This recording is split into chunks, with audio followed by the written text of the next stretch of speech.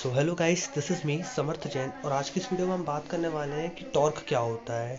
ठीक है। So basically मैं यहाँ पर टॉर्क को एक्सप्लेन करूँगा। सो टॉर्क को एक्सप्लेन करने से पहले मैं थोड़ा सा फोर्स के बारे में भी अपन को एक बार रिकॉल करवा देता हूँ। जैसे कि अगर कोई ऑब्जेक्ट है तो ये तो सबको पता है कि अगर मैं इस पर एक एफ फोर्स लगाता हूँ तो क्या होगा। अगर ये ऑब्जेक्ट स्टार्टिंग में रेस्ट पे थी और मैंने क्या किया, इस पर एक एफ फोर्स लगाया, यानी पीछे से इसको धक्का दिया या फिर एफ फोर्स लगाया, तो यार इसकी कुछ वेलोसिटी मिल जाएगी। ठीक है। और जितनी देर तक मैं इस पर फोर्स लगाता रहूँगा, वेलोसिटी क्या करती रहेगी, इंक्रीज़ करती रहेगी। अगर मैं डायरेक्शन चेंज कर दूँ, ठीक है, मैं फोर्स को यहाँ डालना शुरू कर दूँ, इस तरफ लगाना शुरू कर दूँ, तो क्या होगा, वेलोसिटी घटती रहेगी और एक मोमेंट आएगा जब ये क्या हो जाएगा, रेस्ट पे आ जाएगा। ठीक है।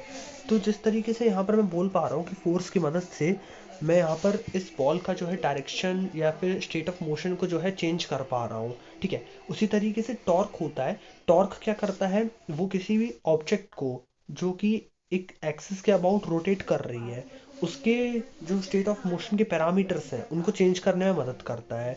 मतलब बेसिकली वो एक ऐसा फोर्स होता है जो किसी भी घूमती हुई ऑब्जेक्ट के जो पैरामीटर्स हैं, स्टेट ऑफ मोशन के पैरामीटर्स हैं, उनको वो चेंज कर सकता है। जैसे फॉर एग्जांपल अगर ये बॉल है, वो इस एक्सिस के अबाउट मान लेते घूम रही है, तो मुझे इसे कितनी ओमेगा से घुमाना है, इसका कितना अल्फा से घुमाना है, अल्फा यानी एंगुलर एक्सेलरेशन, तो वो मैं डिसाइड कर सकता हूँ with the help of torque. तो टॉर्क होता क्या है, टॉर्क का फॉर्मूला होता है torque is equals to R cross F या फिर आर एफ साइन थीटा। तो यहाँ आर क्या है, ये आर जो है डिस्टेंस है, एक्सिस ऑफ रोटेशन से आपकी इस बॉल का। ठीक है। एफ जो है, एफ वो फोर्स है जो आप यहाँ पर लगाओगे। तो यहाँ क्लियरली आप देख सकते हो टॉर्क जो होता है वो एक क्रॉस प्रोडक्ट है। इसका मतलब अगर एफ और आर एक प्लेन में है, ठीक है, तो टॉर्क हमेशा ऐसे ऊपर की तरफ लगेगा। और कैसे लगेगा, आर क्रॉस एफ की तरफ लगेगा। ठीक है। आप डायरेक्शन भी राइट हैंड थंब रूल से जो है इसकी निकाल सकते हो। तो इस तरीके से आप यहाँ पर जो है टॉर्क को कैलकुलेट कर सकते हो।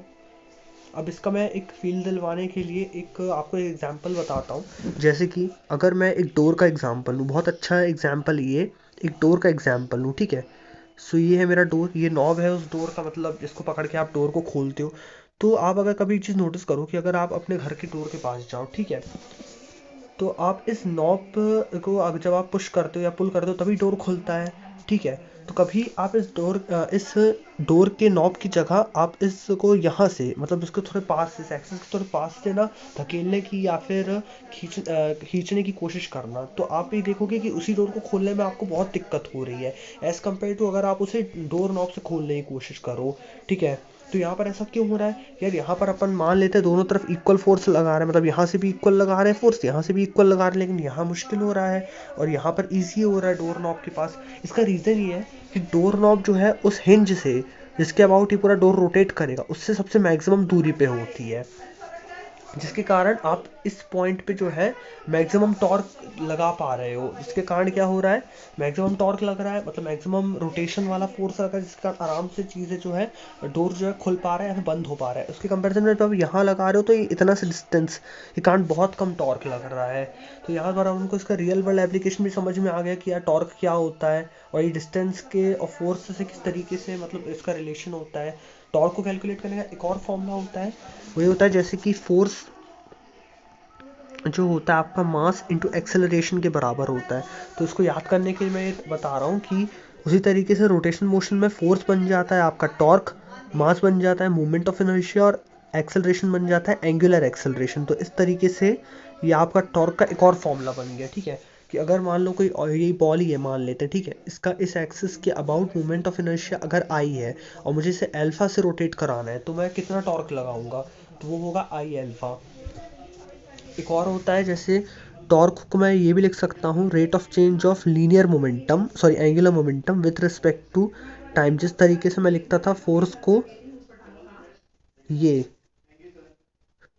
तो उस तरीके से मैं यहाँ पर टॉर्क को भी D L by D T लिख सकता हूँ। तो ये बेसिकली तीन फॉर्मूले टॉर्क के।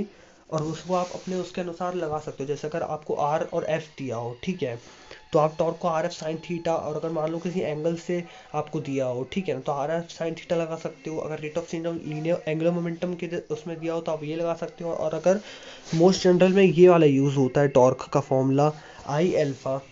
तो इस तरीके से आप जो है टॉर्क का यूज़ कर सकते हो, और यही है टॉर्क का कंसेप्ट। तो अगर आपको ये वीडियो अच्छा लगा हो तो डेफिनेटली चैनल को लाइक कीजिए और इससे शेयर कीजिए और सब्सक्राइब कीजिए। Thank you.